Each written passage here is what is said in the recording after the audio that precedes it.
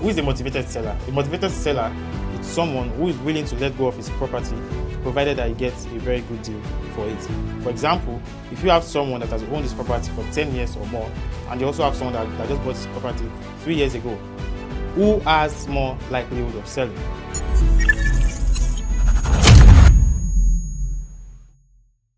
Welcome back to the Real Estate Guru, and today we'll be looking at how to spot a very great real estate deal.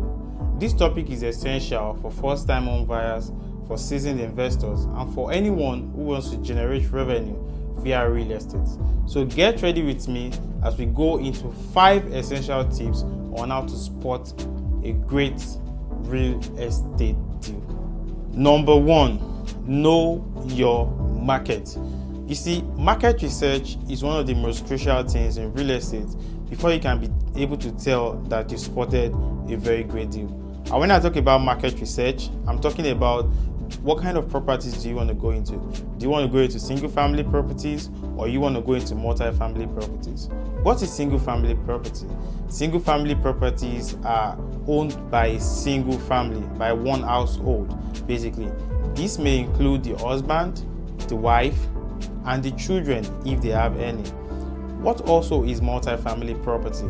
Multi-family properties are properties with more than one housing unit. It could be a townhouse, it could be an apartment complex, it could be a duplex, a triplex, or even more. In multi-family properties, we have the residential multi-family properties and the commercial multi-family properties. Residential multi-family properties have between 2 and 4 units, while the commercial multi-family properties have 5 units and above. So you really want to know what you want to venture into, the kind of market you want to venture into, before you can be able to say, oh, I think I've spotted a very great deal here. So talking about market research, one other thing you also need to look into is the location. For example, in Texas, the amount that 5-bed and 2-bath, property is going to sell will definitely be different from the amount it's going to sell in Cleveland. Why? Because the location varies. So there are so many factors that determine prices, and there are so many factors that are being influenced by location. So you want to look at the kind of market, you want to look at the location, and that is the first tip I have for you. The second tip is budget. For you to be able to close a very good deal in real estate, you need to have a budget.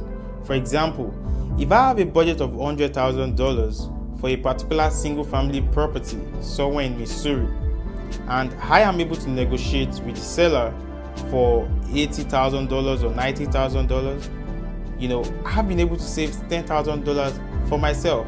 So I can consider that to be a very good deal. Someone else can have a budget of $600,000 for a property, a multi-family property in Texas. And if the person is able to negotiate that property for $550,000, that could be a good deal for the person, depending on the condition of the property. So one of the advantages of budgeting is that it helps your negotiation skill. You don't want to go beyond these limits. So budgeting is going to keep you on track.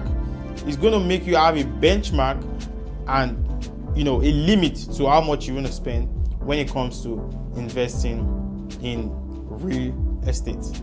Also, if you have a budget of $150,000 and you want to get a property worth about $500,000, and probably you're looking for a way to finance that property, you could finance it through hard money loans, the FHA, which we call the Federal Housing Administration loan.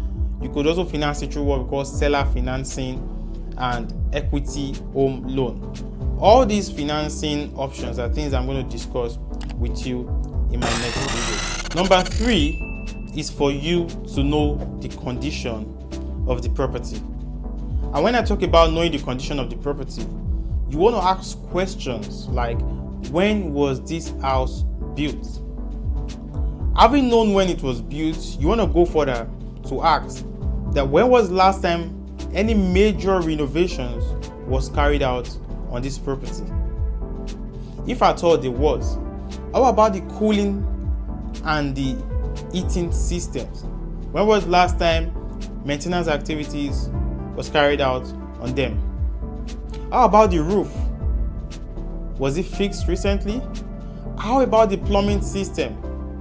Is it in good and perfect working condition? So these questions and more are things you need to ask before you can be able to say that you have spotted a great deal. The fourth thing to consider is the future resale potential. So it's not just about buying a property now, but it's about what the property will be worth in future, that is in 2 or 3 years' time. And one of the things that determines the value of a property is location. When I say location, I mean proximity to major places like the beach, like shopping malls, like schools, and so many places where there's construction or big projects going on.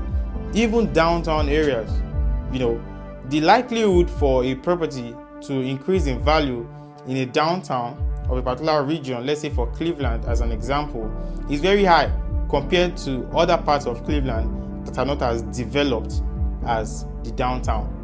So we can say that the more the development in an area, in terms of when I say development, I'm talking about construction or bigger companies coming to set up their base there and other things like that. So the more the development in an area, the more likelihood of the value of your property to increase in that particular area.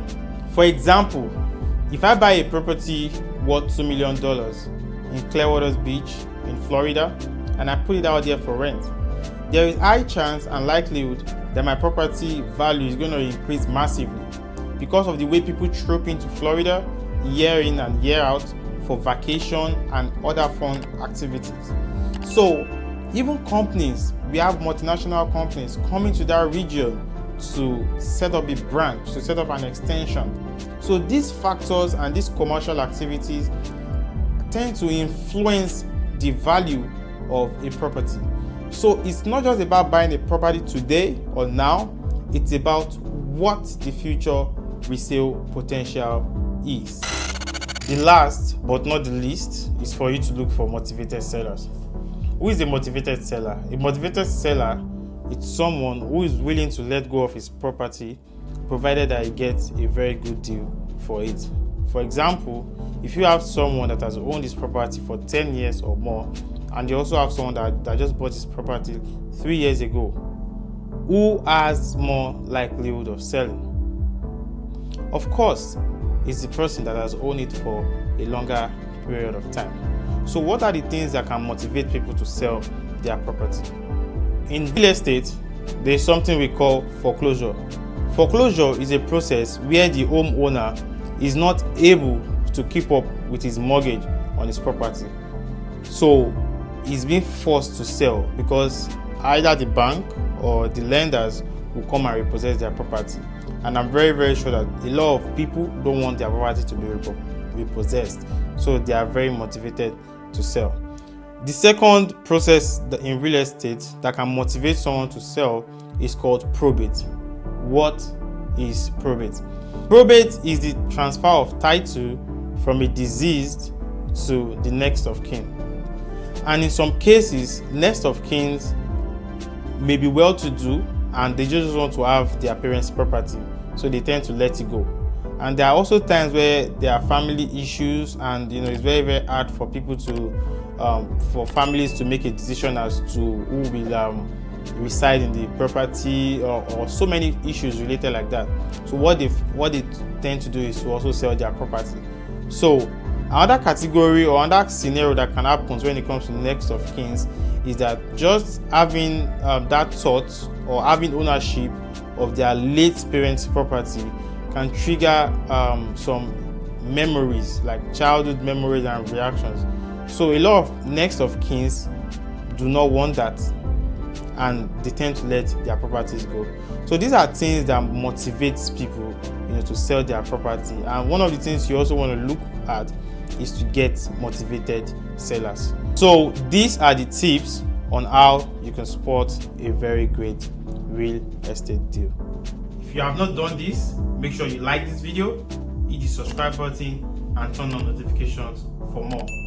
I am the real estate guru.